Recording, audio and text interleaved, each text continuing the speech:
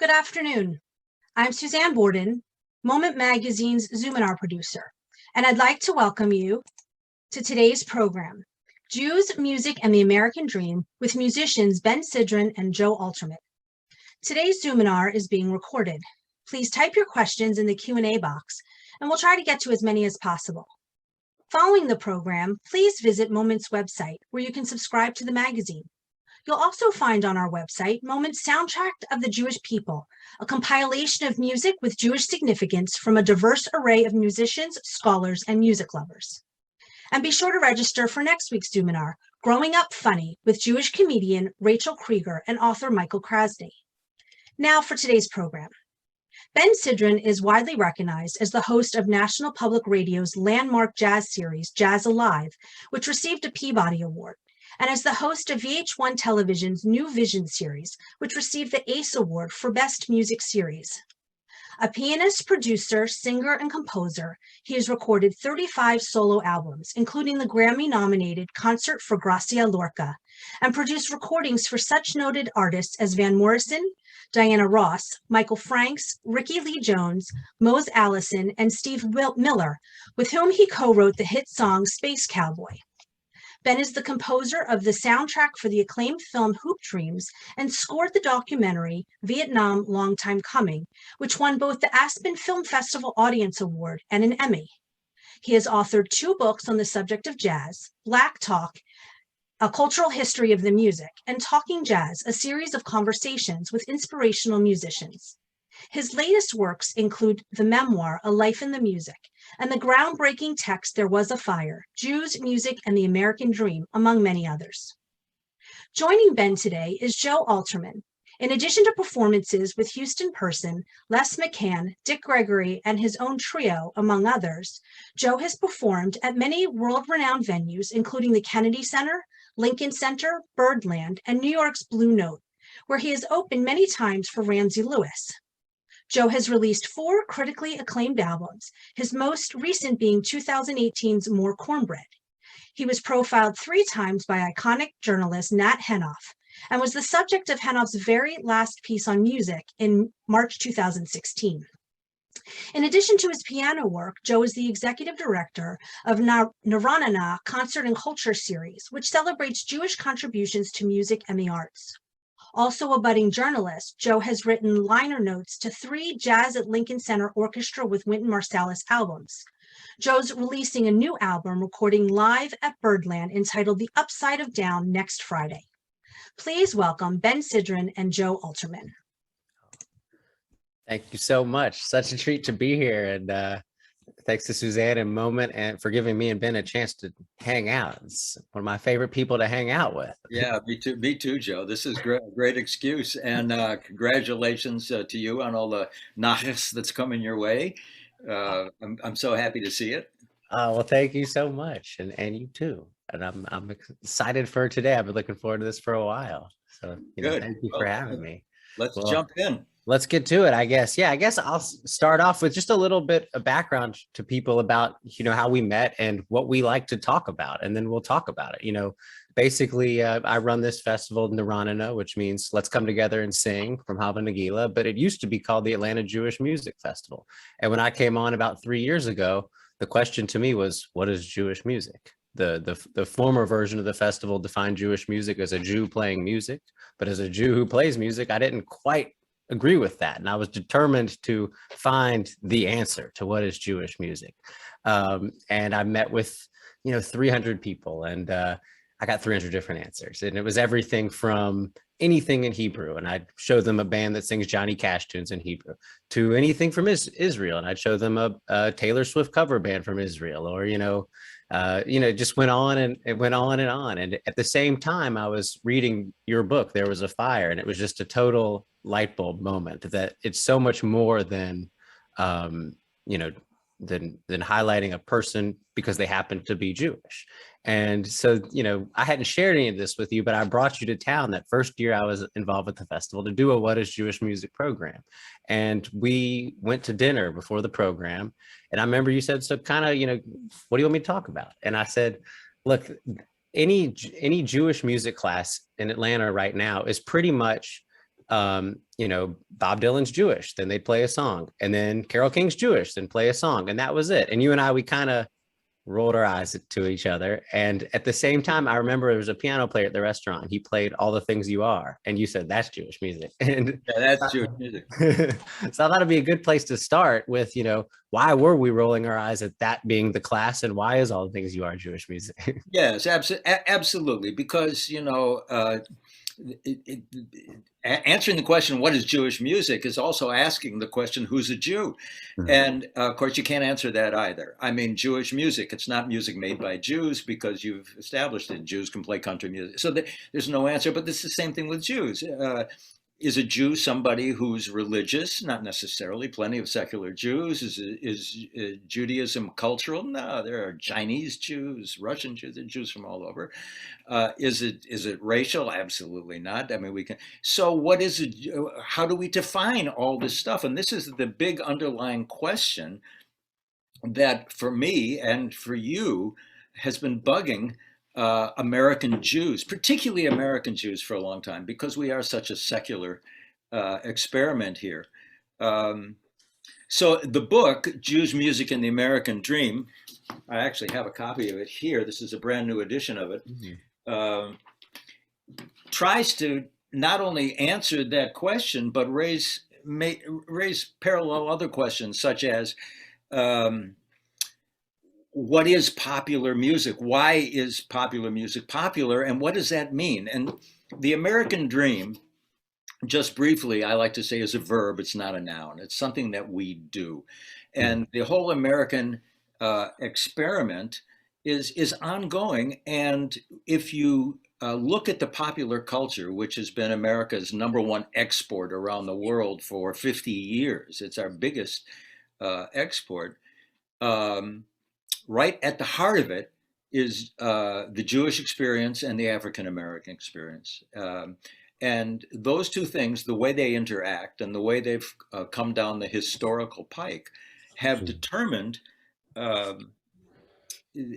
what the world thinks of as American culture. And at the heart of it, the American dream is the Jewish idea of social justice. It's the Jewish idea of tikkun olam, making the world a better place. And so I say, what's at the heart of it is the story, is the Jewish story. What's at the heart of Jewish music is the Jewish narrative. Because who's a Jew?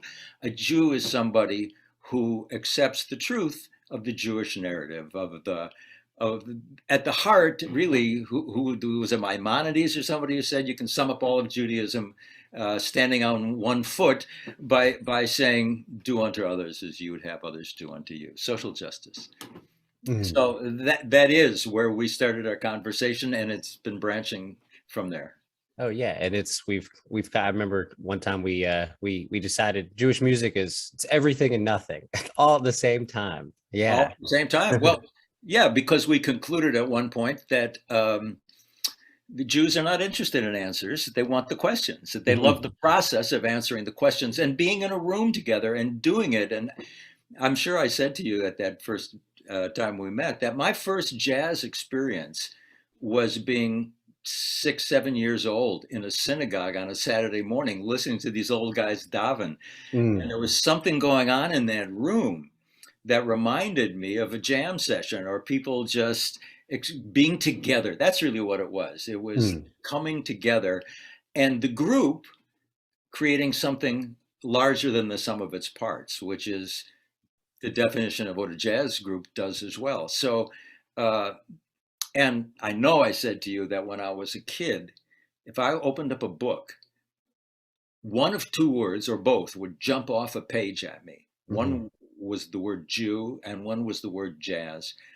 And I noticed early on, I rarely saw them on the same page, because Jews didn't like to talk about being Jewish when they were in the world of entertainment, in the world of jazz, historically anyway. Oh yeah, well, there's all these composers who immigrated to America, and once the Jewish composers, and once they did, they said their music has nothing to do with their Judaism, which I know you said is the most Jewish thing you could say. And you could say. But Irving, actually, yeah.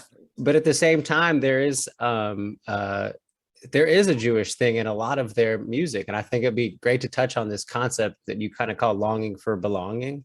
Yes, longing for belonging. It goes back to this idea that the opposite of love is not hate. The opposite of love is indifference, and that caring is the way love expresses itself in the secular world. It's very simple caring, the caring of a boy for a girl, holding hands, whatever. And uh, what the Jewish composers started to do with Irving Berlin is focus on everyday people and everyday themes and raise the everyday experience to a high art. So when Irving Berlin wrote his songs, they seemed so everyday that certainly they couldn't be connected to spiritual yearnings, except they were. And it occurred to me that this idea of healing a shattered world, tikkun olam, is present in all these songs by Jewish composers, what we consider the Great American Songbook. That's what these songs are about. Everyday yearning, the longing for belonging, which of course is at the heart of the Jewish experience. And I like to point out the classic song "Take Me Out to the Ball Game" as a key example of the longing belonging, because the composer of that song, Albert von Tilzer, who um, like many Jews at the turn of the 20th century, got into songwriting as a nickel and dime business. It wasn't because of some high aesthetic, but whatever's in the newspaper, we'll write a song about it and sell it and make a little bit of money. And the Forward, the Jewish paper of record, had done a series on baseball as the American experience. And if you're coming here as an immigrant from the Pale of Settlement and you want to know something about America, you got to know something about baseball. And von Tilzer saw this, and not being a particular baseball fan or anything, wrote the song, "Take Me Out to the Ball Game." And when you listen to that song, he says in the song, buy me some peanuts and Cracker Jack. I don't care if I never come back. That's not about baseball. That's about longing for belonging. That's about being part of a crowd. But of course, one of the great ironies of the Jewish experience is the Jews want to be part of a crowd of outsiders because they don't want to be part of anything, of any organization that will have them, as Groucho Marx so famously said. So it's this combination of desiring to be inside and be part of the crowd, and at the same time, historically, having thousands of years of understanding what it's like to be an outsider, that makes the Jewish experience so rich and makes American popular music so Jewish. Yeah, you can even hear it in White Christmas. I'm dreaming of. There's that. Right. Well, you mentioned Irving Berlin. I thought it'd be interesting to touch a little bit on what American music or the American music business was before Jewish people got involved in it, and how someone like Irving Berlin made a difference. Well, it's an interesting story that includes technology, geography, all sorts of things. Before the Jews came to the United States in great numbers in the 1880s, after the pogroms in the Pale of Settlement, American popular music, by and large, wasn't so American. I mean, the most American form of popular music in the 19th century was minstrelsy, and that it didn't exist anywhere else. But minstrelsy was actually created by the Irish, who came in the 1830s, 40s, 50s because of the famines in Ireland.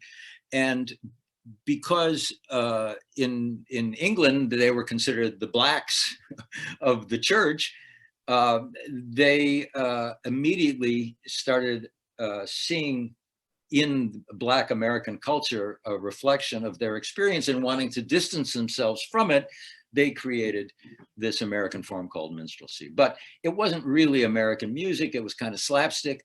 Other than that, you have Viennese waltzes, you have English music hall.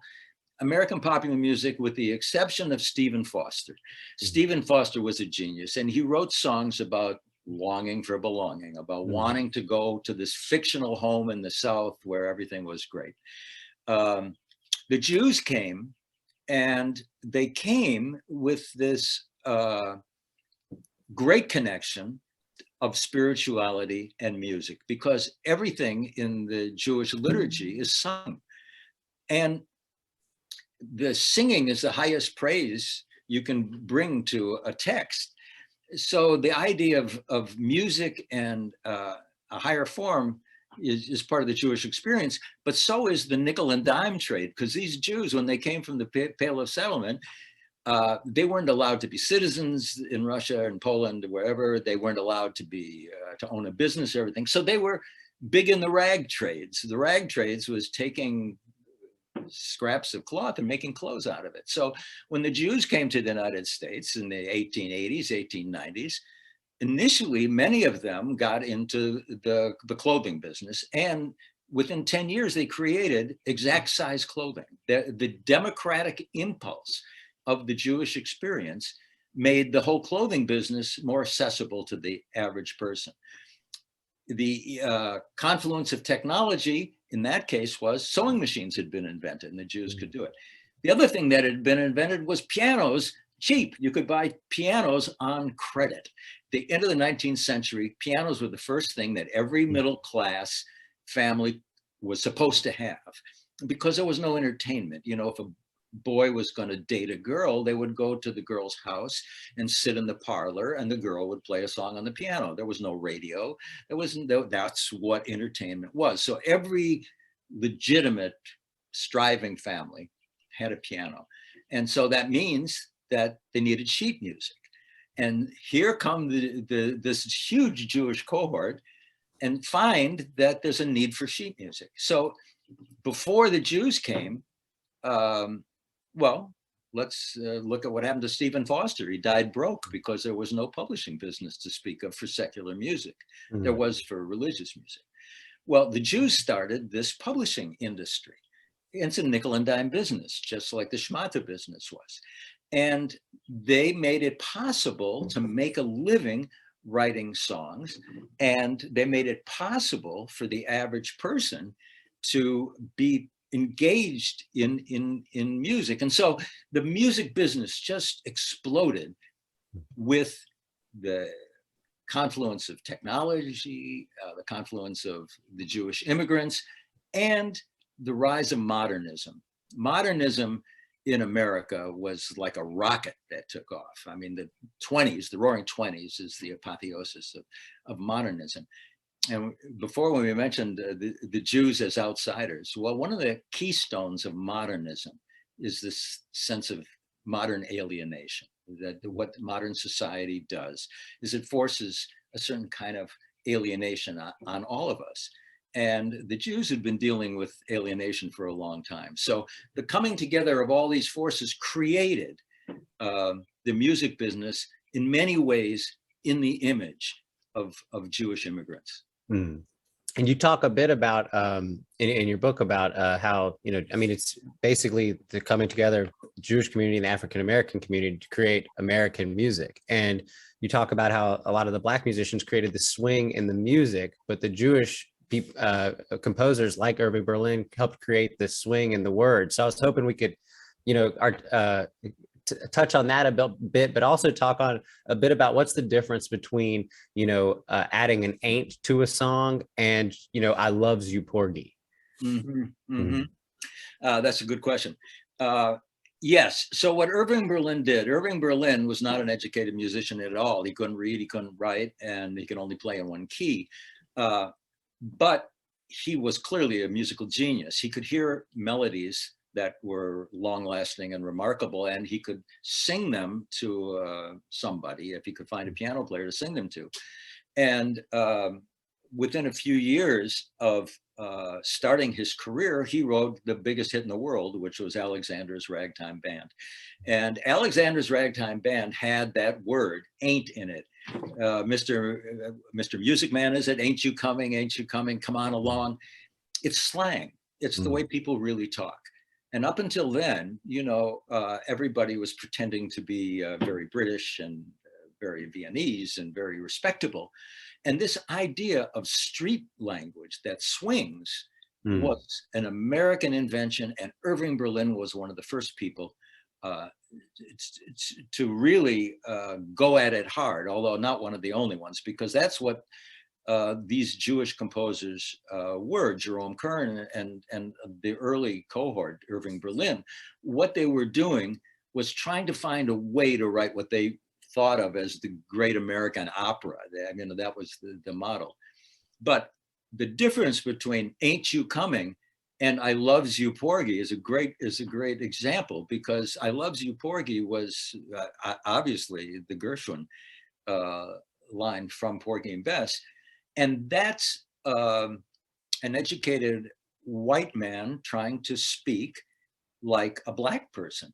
But Ain't You Coming is a white man speaking as a white man who's been influenced by Black people.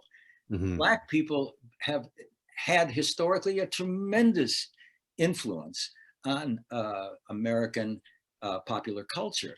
And so in many ways, the movement that we're engaged in today of revisiting the Black contributions in America go all the way back to this idea of America being a place of swing, where language can swing. And if language can swing, then what that says is that the people, everyday people, and of course, this is the root of democracy, everyday people are at the heart of the experience. The experience isn't from the top down. The jazz experience, the Irving Berlin experience, lyrics that swing, means that democracy is a bottom-up experience. It's the people's music. It's elevating the people from the ground up to a higher art. And that's Berlin's contribution. And he did not write Jewish songs. And as you said, when asked, what's Jewish about your success, he said absolutely nothing. I'm an American. And he wrote White Christmas and Easter Parade, but his only Jewish song was a song called Cohn Owes Me $97, a goofy song. But this impulse towards social justice and caring for one another, that was Jewish. And his love for the Stephen Foster tradition of songwriting, that was a hand reaching out to the Black experience as well. And so there's this idea of social justice, even in the very beginning of the Jewish experience in popular music. Well, speaking of social justice, I think it'd be important to touch on how, important the song Brother, Can You Spare a Dime was. Do you want to talk about that for a minute? Well, sure. So up until this time, really popular music was disposable. It was considered trivial. But you see this moving on with Irving Berlin and Jerome Kern, and particularly when you get to George Gershwin and Harold Arlen. Harold Arlen, being a gifted jazz musician, started writing songs with the lyricist Yip Harburg. And Yip Harburg, well, Harold Arlen, this is interesting. So his father was a cantor, and he brought a Louis Armstrong record home at one point and played it for his father. And his father became incensed because his father thought Louis Armstrong was stealing some of his cantorial riffs. There was that type of bond. Well, Yip Harburg was very much a man of the people and very much engaged in, at the time when you consider the Jews who came over, they thought of lynchings in the South as pogroms. They saw themselves in the experience. And when the Great Depression came, Harburg wrote what was the first flat out social justice hit song, Brother, Can You Spare a Dime? And it's written from the point of view of the average Joe. And he's saying, don't you remember me? Don't you know me? I built those buildings. I built this country. How can you leave me behind? And it was astonishing to have a popular song in the middle of a period of crisis that spoke so honestly about what the average person was feeling. And it really set American popular music off in this direction. And for the rest of the 20th century, you had popular music that spoke immediately and directly to issues of racism, issues of anti-war movement. All that has its roots has its main root in the song, Brother, Can You Spare a Dime? Yeah, it's precursor to What's Going On and all those kinds of songs. What's going on, and to what's been called the song of the 20th century, which was Strange Fruit, that was sung by Billie Holiday, an anti-racist song, which coincidentally or not so coincidentally was written by a Jewish teacher from New York, Abe Mirapol, who was also very engaged in social justice issues. Well, and speaking of Strange Fruit and the Jewish, connection to that song, I think it's important now to maybe touch on someone who I know was important to you in the 20th century of American music, which was Milt Gabler. He had a huge role in that song and also the creation of the modern record business. You want to speak about him for a minute? Right. Well, Milt Gabler, he's not as well known as George Gershwin or Harold Arlen or a lot of Benny Goodman or, but he personally moved more popular cultural history, I think, than anybody else. Just coincidentally, Milt Gabler was Billy Crystal, the comedian's uncle. Oh, right. And Milt Gabler started in an appliance store that his father had in New York, the Commodore appliance store. And they sold, phonographs. And so Milt Gabler, as a young man, got involved in records as well and became a great fan of, jazz primarily. And this is one of the examples of how the Jews got involved in small nickel and dime businesses, and within decades, these businesses blew up to billion-dollar industries. Because at the time, this idea of it became known as race music eventually, and that basically wasn't just African American music, but it could be German songs for German immigrants and Irish songs for Irish. Every group, every ethnic group had its own little pocket, and the major record companies stopped servicing them, and so small companies started getting involved. The first one was Milt Gabler's Commodore Records, which was the first mail order record business in the United States. And he bought these records that the big companies were throwing away and turned them around for pennies. And that's how he started the first independent music business. But he loved African-American music, Black music. He loved jazz. He became an aficionado of it. And so he started not just selling out of his little record store, but he started his own record label, Commodore Records. And this was at a period when it was very few people that were involved in it. You look back and you see it's $1 billion industry. These were guys who didn't have two nickels to rub together, really, just doing it by and large out of love, just loving it and identifying. Whereas, in Minstrelsy, the Irish were looking to get away from Black American culture, to distance themselves, trying to identify up. The Jews identified down. They identified with the African American experience. And so when Milt Gabler started his record company, one of the first songs he wanted to produce was this song, Strange Fruit, which was written by a school teacher named Abe Mirapol, who wanted Billie Holiday to sing it. And Billie Holiday was signed to Columbia at the time and was not so enthusiastic about singing it because it was a very, very difficult piece of music to hear. It talks about Black bodies swinging in trees. And so Columbia said, no, you're not going to record it. And Billie said, no, I'm not going to record it. And Mirapol came to Milt Gabler, who then went to Barney Josephson, who ran the club where Billie Holiday was was singing, and together these three crazy Jews convinced Billie Holiday to sing and record this song for Commodore Records. And this song became Billie Holiday's most famous song and one of the most famous songs of the 20th century. And what I like about that story is how much history can be moved by just a few people and a big idea. And I think we have to remember that as the world gets crazier and crazier, that history can still be moved by a few people and a big idea.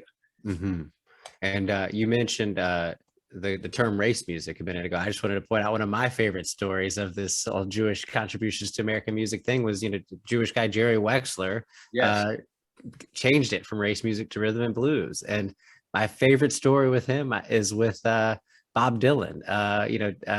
Jerry Wexler produced some great gospel Aretha Franklin recordings. And when Dylan converted to Christianity, he wanted to capture that gospel sound that was on Aretha's record. So he got Jerry Wexler to produce the record. And Jerry Wexler just loved that Dylan hired him to get that sound. Well, and Dylan, while they were in the studio together, Dylan was a born again Christian, and he was proselytizing to Jerry Wexler, and Jerry Wexler said, "Hey, I'm of the original tribes. Don't try to convert me, Bob." And Dylan tried out so many different authenticities that I like to see Dylan as being prototypically American and Jewish, in that he gave this idea of an authentic American life real credence and visibility. But in fact, that wasn't his real voice. That wasn't his real name. It was a great move. It was a move of somebody who was on the outside looking for a way in. To me, it's really fascinating to kind of compare what Dylan did to music to what someone like Lenny Bruce did to comedy. He made it more personal, and he kind of got rid of the need for songwriters I don't know or joke writers like Lenny Bruce. Well, what they both did is they changed the terms of the deal. Up until then, the terms of the deal were we don't necessarily believe that the joke is sincere. It's a joke. We don't necessarily believe that the song is about a girl named Diana. It's a song that somebody wrote. Okay. But Dylan made you believe that the song was about him and his world, just as Lenny Bruce demanded that you would pay attention to the world and you listen to him. It's not a joke. It's a take on life. Yeah. And so, as American popular culture changed from these artifacts to this take on life, to this very Jewish take on life, it insinuated itself into the American experience, even down to the level where you can't maybe tease out anything that's specifically Jewish. I mean, a lot of people try to go to Dylan's songs and look for the Jewish reference. Where's the Torah reference in the song? It's not about that. It's not about the specific reference. It's about the take. It's about the experience that is so Jewish and remains so Jewish, and goes to answer your initial question. It's not important that you can list a name of 100 people that are Jews and go, isn't this amazing? They're all Nobel Prize winning physicists. No, what's more important is why and how can a group that's never been more than 3% of the population, how can they have contributed 80% of the popular songs? How can they have won 60% of the Nobel Prize? What is going on with this group of people? And for me, it keeps coming back to the narrative, to this Jewish narrative, which is about questioning, not answers. It's about process, not product. It's about experience, and it's about the rolling horizon of modernism. It's never going to stop, and you have to surf the wave of the tide you're on. And the Jews have had a lot of experience in that, and they're more comfortable in it than a lot of other folks. That's the beautiful takeaway of all these "What is Jewish music" conversations, is that it's not about finding the answer. It's about walking away with more questions, and it's about having the conversation. And Totally, and that's midrash, you know. I remember I met with George Wein, you know, the founder of Newport Festivals and everything, and I asked him what is Jewish music, and he said Cole Porter, and I said, "What?" He was the one who wasn't. The one who wasn't Jewish, and George Wein said yes, but he understood that at the time he was writing for Broadway, most of the audience were Jews coming from Yiddish theater, and his music had to resonate with those people. So because he wrote with that in mind to George Wein, his music was, quote, more Jewish music. So this is a great moment to do the quick example of what the Jews brought. And so people say Jewish music is minor music. Well, of course, there's a lot of minor music that's not Jewish, and there's a lot of Jewish music that's not minor. What the Jews did, what these composers did, these popular composers, is they contextualized the minor in terms of the major. I like to relate that to the idea of Havdalah, you know, where day meets night, and you know, again, this coming together of opposites to create a whole, to heal the shattered world is such a Jewish thing. So what the Jews did as composers is they took, and there's a classic example in George Gershwin in the song Summertime, where he took the relative minor and used it as a pivot point in the song. And what it sounds like is this: if you take the key of C, a C major chord is this, very happy upbeat chord, and a C major scale is this, C major scale. The relative minor is A minor, and here's what an A minor chord sounds like. Right away, it's got some tragedy involved. Here's the A minor scale. Well, if you start that scale on the same note as the C scale, it's the same scale. A minor and C major are essentially the same, and they're contextualized by the note and the bass, C or A, it's the same. And this rich contextualization of major and minor is what's at the heart of all these Jewish compositions, whether it's Over the Rainbow, or whether it's Cole Porter, and it's a Jewish composition, like George Wein said, because he had to write Jewish to write for Broadway theater. And this kind of, again, it's not about looking into the text for some reference to the Torah. It's about seeing these ways that the Jews have contextualized popular culture so that the average person's life is elevated. And this is what the Jewish experience is. This is about Abraham wandering in the desert and having a one-to-one conversation with God. It doesn't get any better than that. That's as high as you can get. That's the experience. Well, I know we were getting a lot of questions coming in, so I thought I'd ask you one. We could do another 6 hours of us, but I think we only got a little while longer. So go ahead, jump. Yeah, well, I thought I'd ask you just one more question, and then we'll move on to the Q&A if that works for you.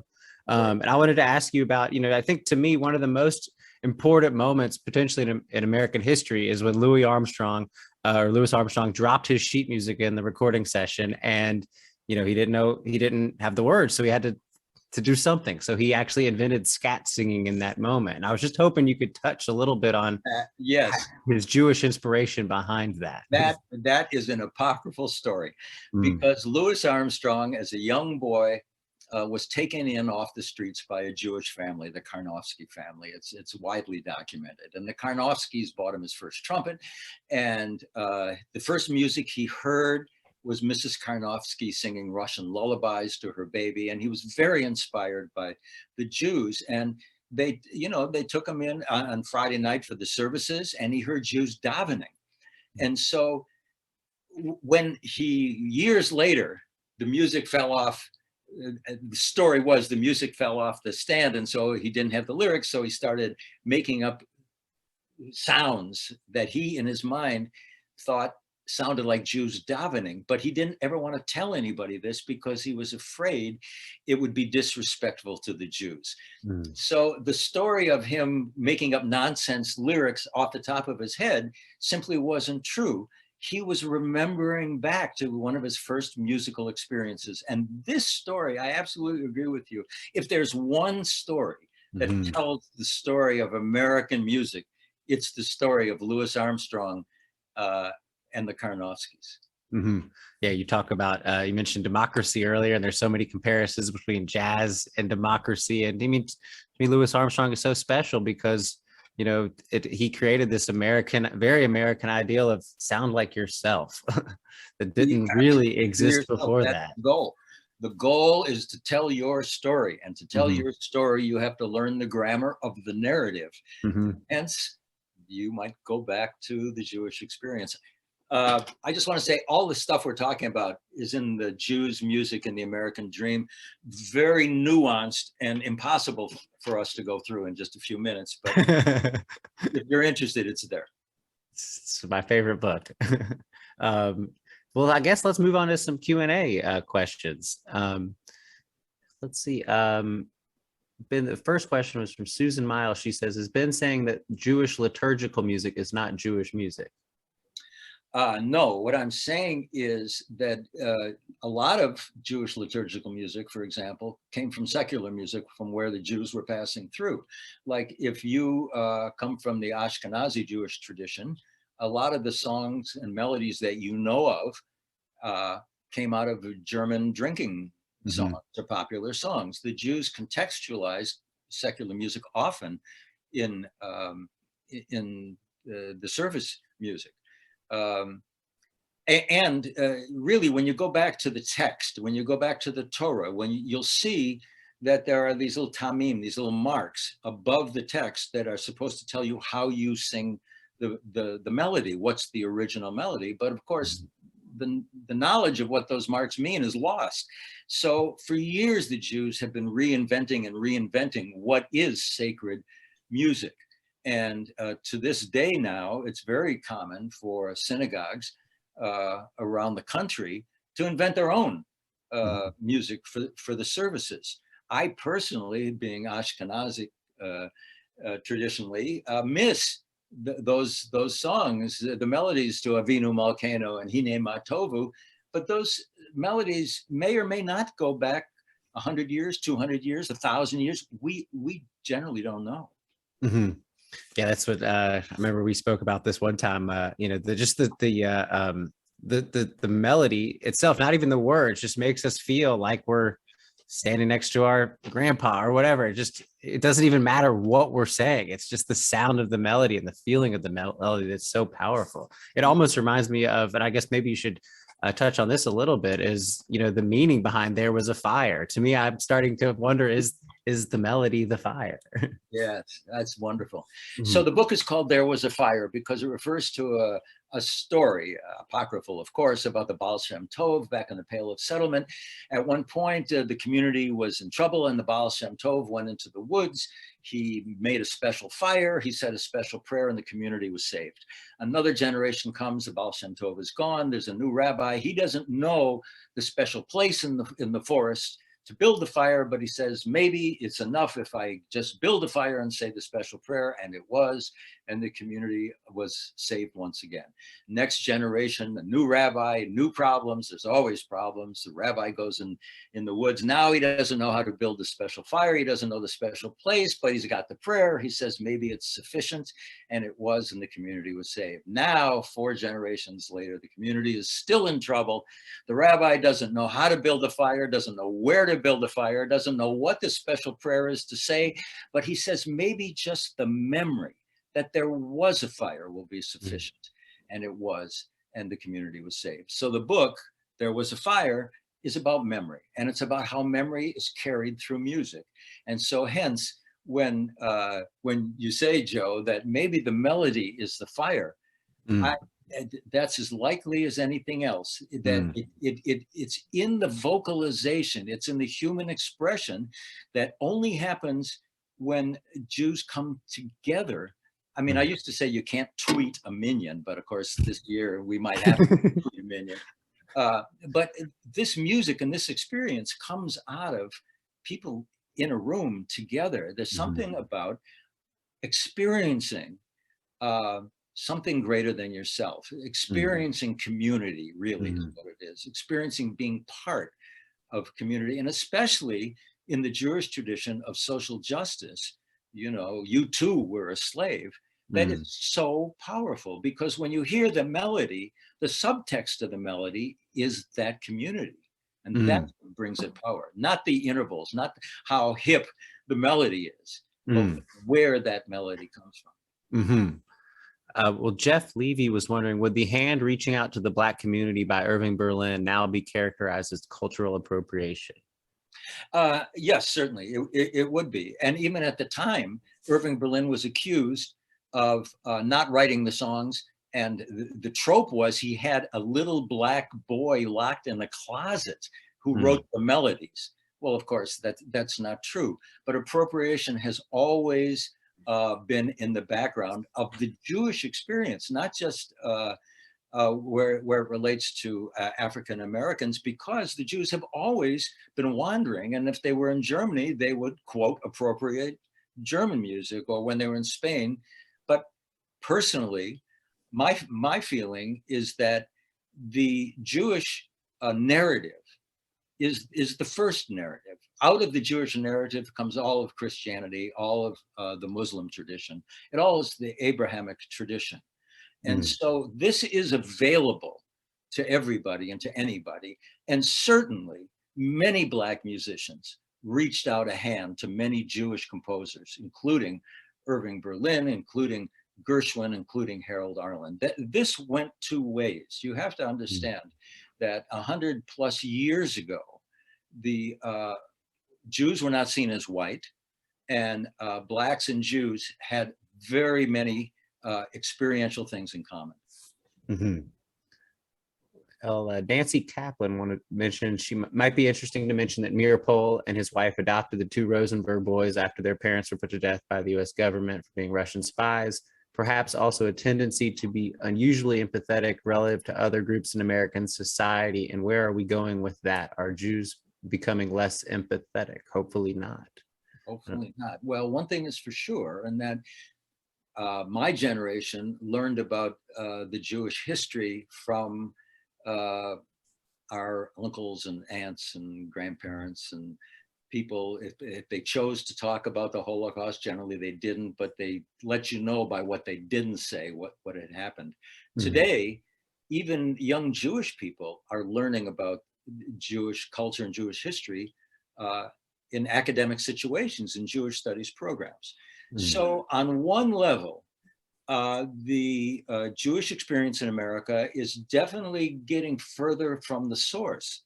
The source not just being the European tradition, because the Jewish experience is not limited to the Holocaust. But as we become more Americans, you know, I like to say Jews were not just looking for America. America was looking for the Jews. It's a great love affair, really. And the cultures, the Jewish culture and the American culture, they both influenced each other dramatically. So now here we are today, where I mean, there will be a Jewish president. There are Jewish everything. I mean, anti-Semitism is rising, and yet the experience of being a Jew is as more normalized than ever before. Yeah, something is shifting. I wouldn't call it empathy. I would call it the oral tradition is breaking down. As I say, I heard about what it was like in the Pale of Settlement from my uncles, you know, who came from there. My father was born there. But today, the people of the book are now the people in the book, and our new generations are learning from the book, and that's a different kind of learning. It's like what you've told me. You got to go to school to learn jazz. You got to study Jewish studies. You know, that's one of the many ways jazz and Jews are alike. Well, David Briner was wondering, to what extent have the elements of klezmer music been influenced by American Black music, jazz or blues? Oh, dramatically. I didn't in the book. I didn't go into it at great length because klezmer music was popular Jewish music, but was not really popular in America. I mean, there were by Mirbis Duchesne and a few songs that broke through. But klezmer music, absolutely. I mean, just the whole, the coming together of the clarinet. I mean, you see the clarinet and klezmer, and the opening of Rhapsody in Blue with that great clarinet schmear, which was actually kind of an inside joke among musicians. It's like it was a klezmer trope. It was like, you want Jewish? I'll give you Jewish. Listen to this. Because it wasn't, Gershwin didn't write it as a glissando. He wrote it as articulated notes. So yeah, back and forth, klezmer, popular music, absolutely. Well, I guess that leads to Linda Shiver's question, which is, do you consider Don Byron Jewish music? Well, first of all, it really doesn't matter whether I would say that or not. Don Byron, of course, has recorded and played a lot of Jewish liturgical music and klezmer music. And I would have to sit and hang out with Don Byron for a while to see, is it Jewish or is it Don Byron music? I mean, what's in the end, what's the difference? Yeah. Really? You know, because I would consider, what would be an example? Well, your music. You play Ben Sidran music. I play Ben Sidran. That's exactly right. Yeah. How do I answer that? Is my music Jewish music? Why? Because I'm a Jew? Or is it really, in the end, the beauty is it's the question that matters, not the answer. Right, right. Well, Joel Hinden is wondering, he said, I'm a Jewish senior citizen who loves classical music. Is anyone doing for the classical side what you are doing for popular music? I guess, is anyone writing that you'd recommend? Yes, no, I don't know. I don't know of that. My wanting to write this text came from the book by Neil Gabler called An Empire of Their Own, which is about the Jews in Hollywood. And he does this for film, what I do for popular music. I'm sure there's a book that does it for comedy somewhere. I don't know it. I wish I did, but I do not know of a book that does it for classical music. Oh yeah.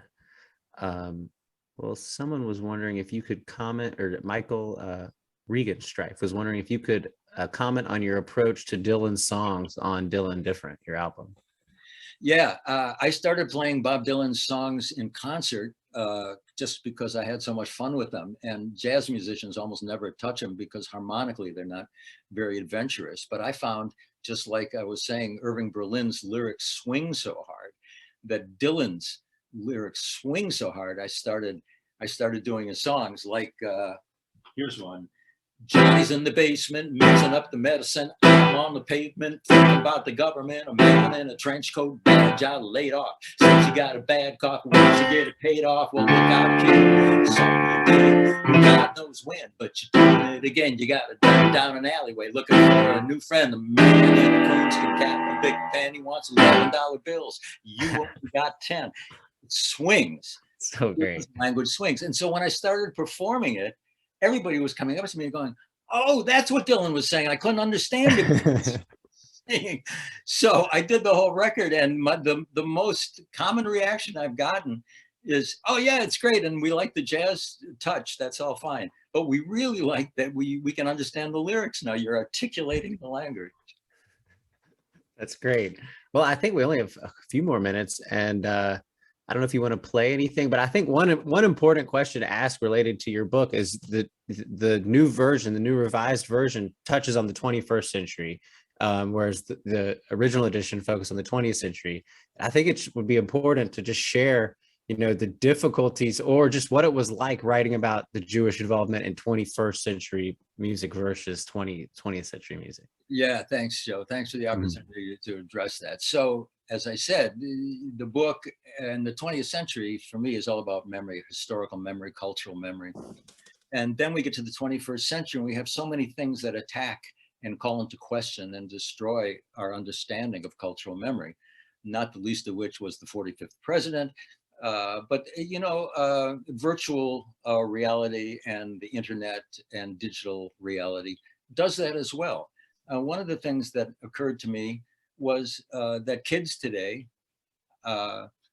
grow up not so much being from Cleveland, Ohio, or Albuquerque, New Mexico, but they're from their apps. They're from Facebook and Instagram and TikTok, and that's how they grow up. That's how they identify. But historically, where something happens is very important to what happened and what we make of what happened. And so writing about the importance of memory and how, you know, for 4,000 years, this particular narrative and the memory of this narrative has survived, you know, all assaults, the most brutal assaults. Can it survive the assaults we're seeing now, the virtual assaults? And the attack on memory, whether it's a political attack, which you see coming out of the Republican Party now, like on the January 6th question, oh, that didn't happen, this happened. The idea that we didn't see it, that our memory is inaccurate, that we have to go to some other source is disturbing, and it's troubling, and we don't know the answer. And I have to say that the only thing I can come down on is the side that this tradition and this narrative has been powerful enough to survive the Inquisition and the Holocaust and so many things. The Jewish pirates of the Caribbean, God knows, the Jews of the Argentinian Pampas, you know, the Jews are everywhere. They've survived everything. I have to believe that this tradition is going to carry on, that the tradition of social justice and the tradition of inculcating popular culture, because it's the everyday man that is at the heart of the Jewish experience. We don't have intercessions. We don't have priests to tell us what God says. God talks to us or doesn't. And I think that's the power that's going to get us through, if anything does. Well, I think there's only 2 minutes left. I don't know if you want to play something or if you feel like it, or. Sure, here's the most Jewish song that I know.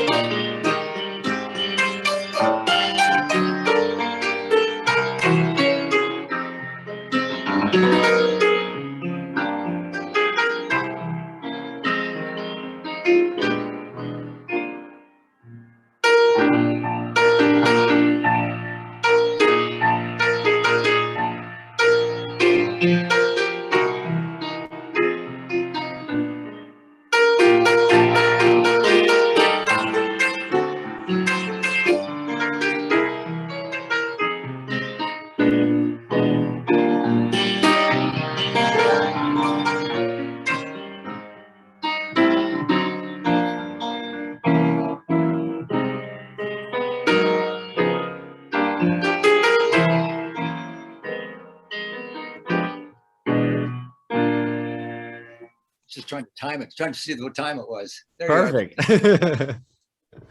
Oh, thanks so much. This was such a treat, and I hope everyone will read your book. And I hope if you enjoyed hearing us chat, we have a few more videos on YouTube. If you look up Neranenah Scholars from this past summer, there's a lot of stuff. Yes.